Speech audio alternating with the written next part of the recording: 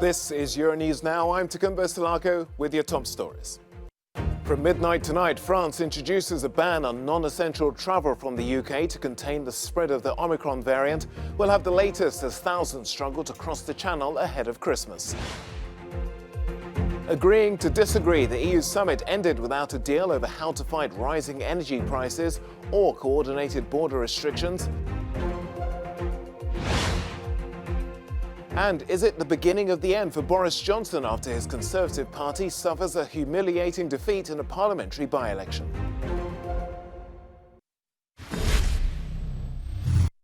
The cascade of new border restrictions in some European countries might lead to a chain reaction. Italy is among those that will require a COVID-19 PCR test for travelers entering the country, even if they are fully vaccinated. Rome will keep these restrictions all through Christmas while also starting the vaccination of youngsters.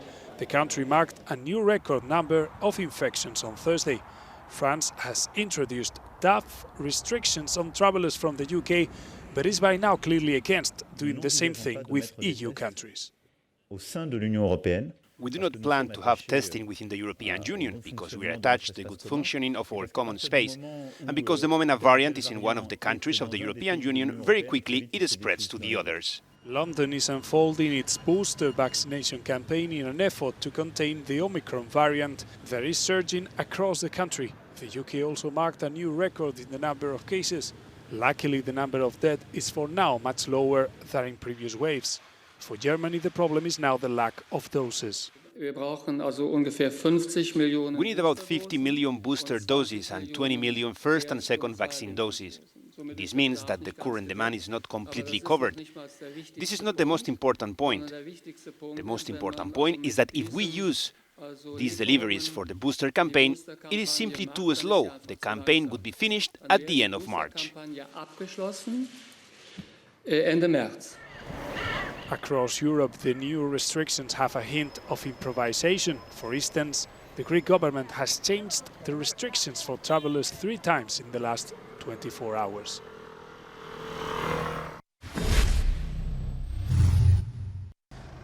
Today is the last day that Britons can get into France before new COVID travel restrictions are introduced tonight at 11 p.m. London time or midnight in Paris. For those determined to cross the Channel for Christmas, they'll need to make it out on the last Eurostar or on a flight or a ferry before the deadline. The sudden change was announced yesterday in response to surging cases of the Omicron variant here in the UK.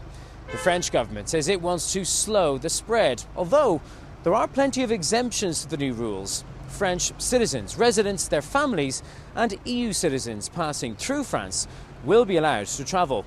They will, however, face tougher testing requirements and will have to quarantine for at least 2 days. But it is forcing the cancellation of travel plans for Britons who simply wanted to see friends or family in France, to go for a winter holiday, to ski, for example, or even those going for work reasons, which are deemed non-essential. The British government has said it's a pointless decision, considering Omicron is already in France and how fast it's spreading. London, though, is certainly relieved that truck drivers will be exempt, so the cross-channel supply chain should be unaffected. And so soon after the UK lifted its hotel quarantine requirements for travellers from the worst affected countries, it also hopes that France will have a similar change of heart soon. Ty Genwright, Euronews in London.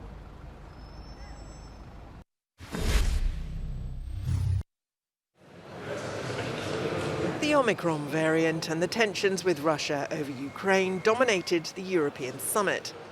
Nonetheless, the European leaders were unable to fix a common position towards the border restrictions some countries have started to impose because of the surge of the coronavirus infections. European leadership insisted that the third vaccination was key to combating the spread of the virus.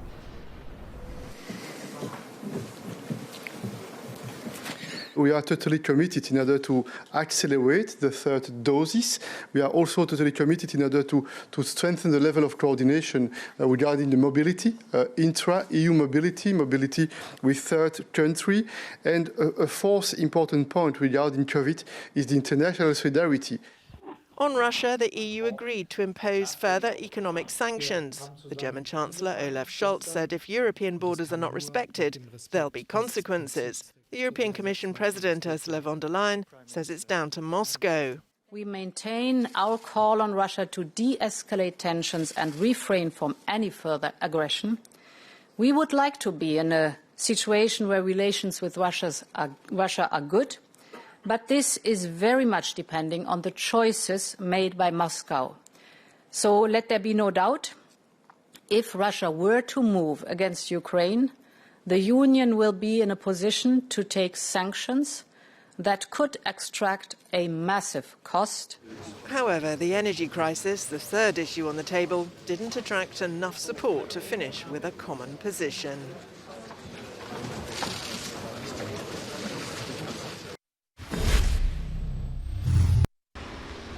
In the UK, the Liberal Democrats are claiming victory in the North Shropshire by-election. Helen Morgan has won the seat after the by-election was called when the Environment Secretary Owen Paterson resigned. The margin was by nearly 6,000 votes. The region had a 23,000 Conservative majority in 2019.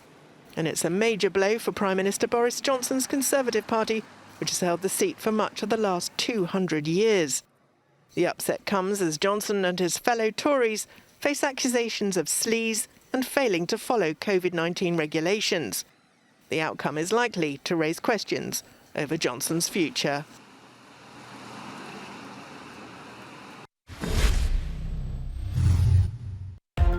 More of the scaffolding that has surrounded Big Ben in Westminster is being removed, revealing the Elizabeth Tower's cleaned and fully restored clock faces. Renovation has taken 3.5 years, and by the end of this year, all 4 dials will be on display, ready for the gongs to bring in 2022. The work's expected to be fully completed by spring next year. These bronze tools and coins have been seized from dealers in Israel and believed to have been taken in a battle by Bar Kokhba rebels fighting Roman soldiers in the 2nd century. Some of them were used for rituals by the Roman nobles. Jerusalem police say the artefacts were discovered during a routine check of a vehicle which was driving in the wrong direction up a one-way street.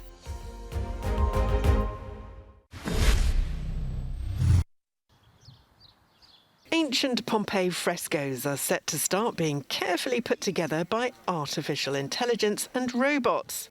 It's part of an experimental machine learning project in Italy. These machines scan the historic broken fragments and then will reconstruct them using robotic technology. Repairing the majority of these artworks would have been impossible without these robotic systems. Not all the pieces are in great conservation state, so we have also to take into consideration there could be parts of the drawing that is over the fresco that are not visible easily.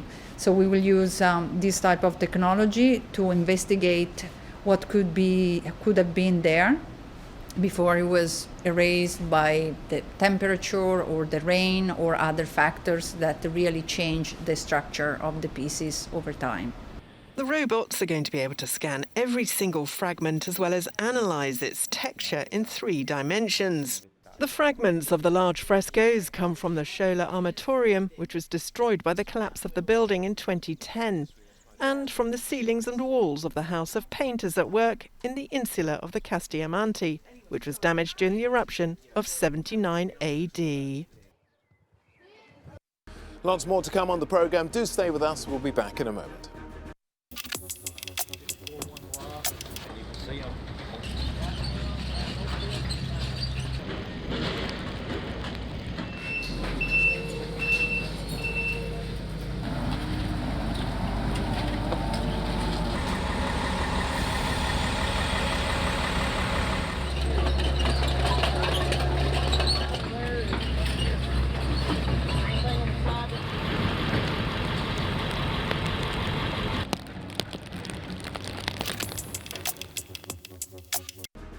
Welcome back to the programme. Let's get a reminder of our top story on Euronews this hour.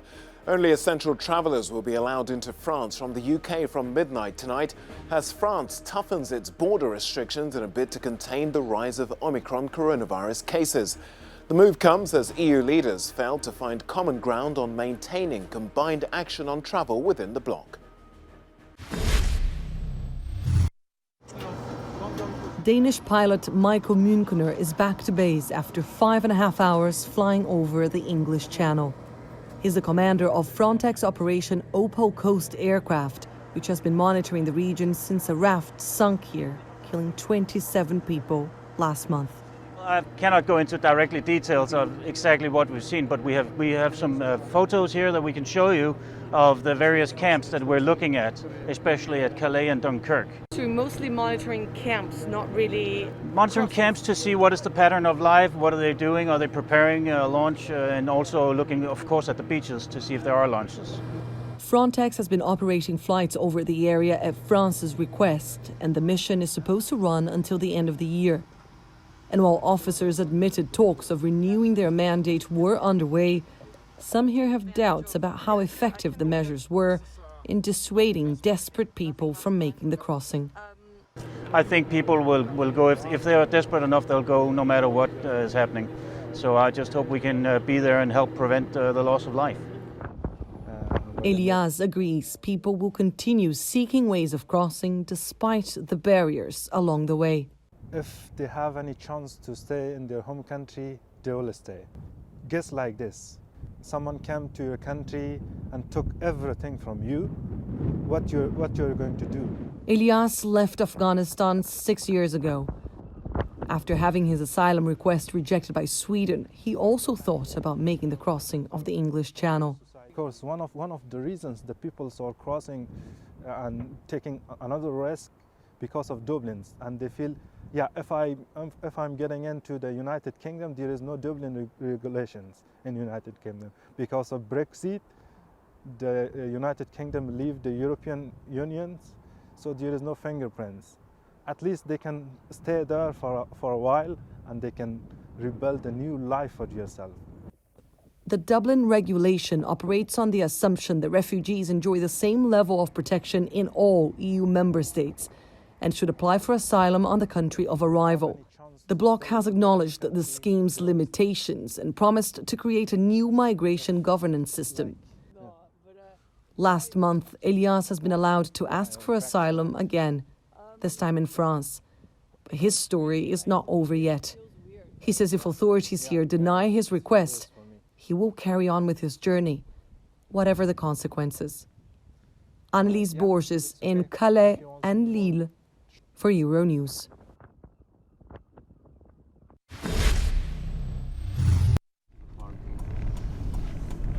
On the edge of the Bruzgi border crossing between Belarus and Poland, this warehouse has been turned into a giant dormitory by the Belarus authorities.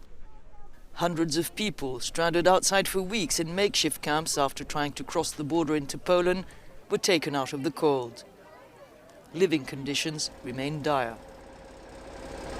It was very crowded, and also, for example, we don't have a bathroom. And also some people here you see right now, they are disagreeing about the quality of food because they saw some food was expired.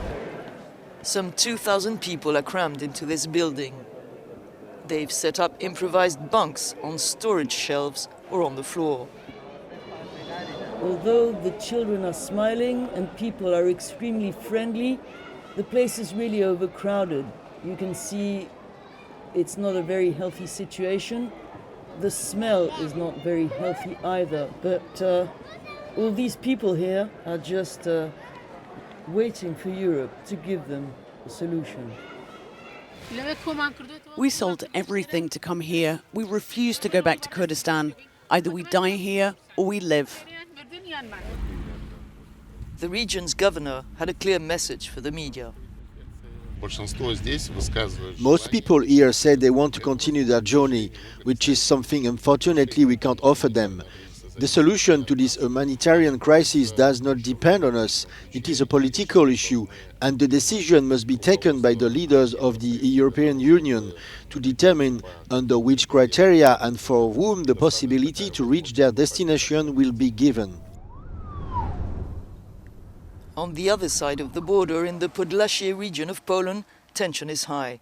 Checkpoints are everywhere to prevent access to a 3-kilometer-wide exclusion zone set up at the border with Belarus. Lost in the forest, these men were rescued by activists and Polish border guards. We spent in the forest around 15 days, 16 days. Go and come, go and come. The plane, Belarus, Bush, Poland, return. We're going to die. We ran from the war and came to the forest to die. At least 12 people have died trying to make the crossing. At the time of our broadcast, Poland has started building a wall along its border with Belarus. Watch our full report on Witness this week. Valerie Goria, Euronews.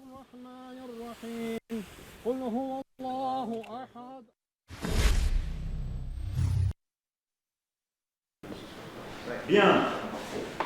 Merci beaucoup, filles. Merci de cela. Ça va bien?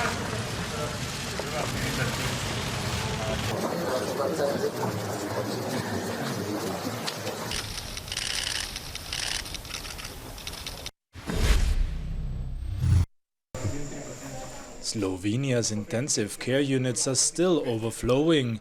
At Maribor University Hospital, staff, some of them untrained, work without adequate isolation devices. Normal rooms have been converted into intensive care units with the help of adhesive tape. The level of care remains high, but it is by no means by standards normally accepted in an ICU. All the regular doors that enter the rooms, we seal them with tape, so the virus stays inside. This is all improvisation. We don't have regular with high or low pressure rooms. Like I told you, these were not meant to be ICU wards. Although Slovenia's record number of new infections was cut in half over the last month, the number of intensive care patients is not decreasing. 56% of the population is currently fully vaccinated. According to ICU head Alenka Stradin-Košir, there are still too many skeptics in the population. When the patient enters the ICU, they know corona is real. First of all, they have trouble breathing. They fight for their life, so they're really scared. Most of the relatives, after having somebody admitted in the ICU, they realize a lot of them change their stories on social media and start thinking differently. In Slovenia, anyone who is not vaccinated has to be regularly tested in order to visit restaurants or cafes. Not everyone agrees with this measure. I don't like that people are not treated equally, that vaccinated people can walk around freely and us unvaccinated have to get tested. The director of the Regional Medical Association warns that the chronic shortage of medical staff will get worse. Wages in Slovenia are too low, he says. A lot of our experts, unfortunately, are leaving our country and going abroad, especially in Austria and Germany, Switzerland, also to Scandinavia. Last week alone, 70 Slovenian physicians applied for a transfer abroad. For comparison, 4 new doctors are on average recruited in Slovenia every week. According to the Slovenian government, the shortage of medical staff calls for strategic changes, which cannot be implemented in a short period of time. Johannes Blešberger, Euronews, Maribor, Slovenia. That's it for now, but don't forget you can stay up to date with all our stories throughout the day. You can follow us too on social media and on our website, euronews.com.